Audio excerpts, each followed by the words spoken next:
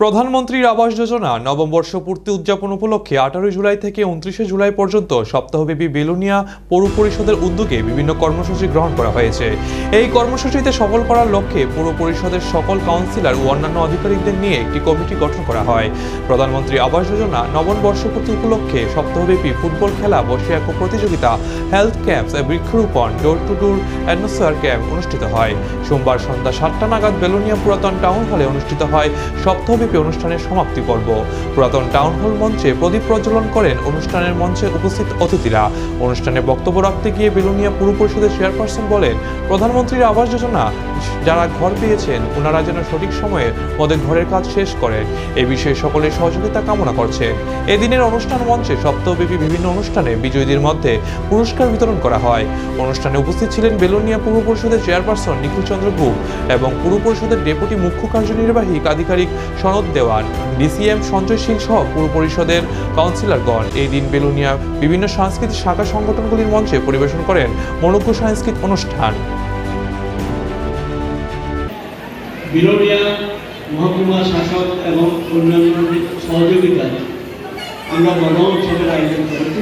বেলোনিয়ার বিভিন্ন প্রান্তে গাছ লাগান, দেশ বাঁচা এই স্লোগান নিয়ে আমরা সবাইকে উৎসাহিত করি এবং আরও 29 তারিখ এই সন্ধ্যায় সকলের জন্য রাখা হয়েছে বেলোনিয়ার সাংস্কৃতিক সংস্থাদের নিয়ে সাংস্কৃতিক অনুষ্ঠান। এখানে বেলোনিয়ার বিশিষ্ট গায়ক গায়িকারা ওনাদের সেই সাংস্কৃতিক যে ওনাদের সাংস্কৃতিক সংস্থার পক্ষ থেকে সেখানে সাংস্কৃতিক সন্ধ্যা অনুষ্ঠিত হবে।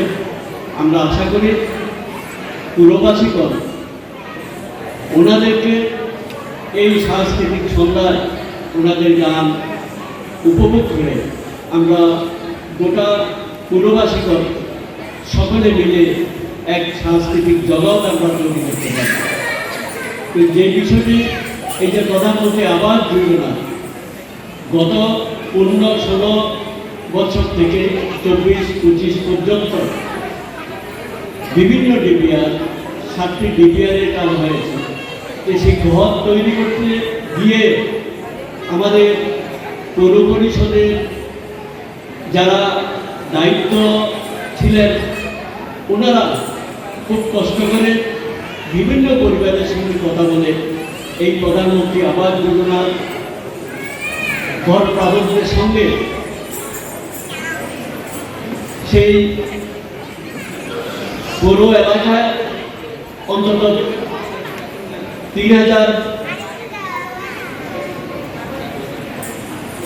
ঘরের যে পাঠাগার নির্মাণের ব্যবস্থাপনা করেছেন, তার জন্য অনেক পরিশ্রম ওনারা করেছেন। তার জন্য বেলোনিয়ার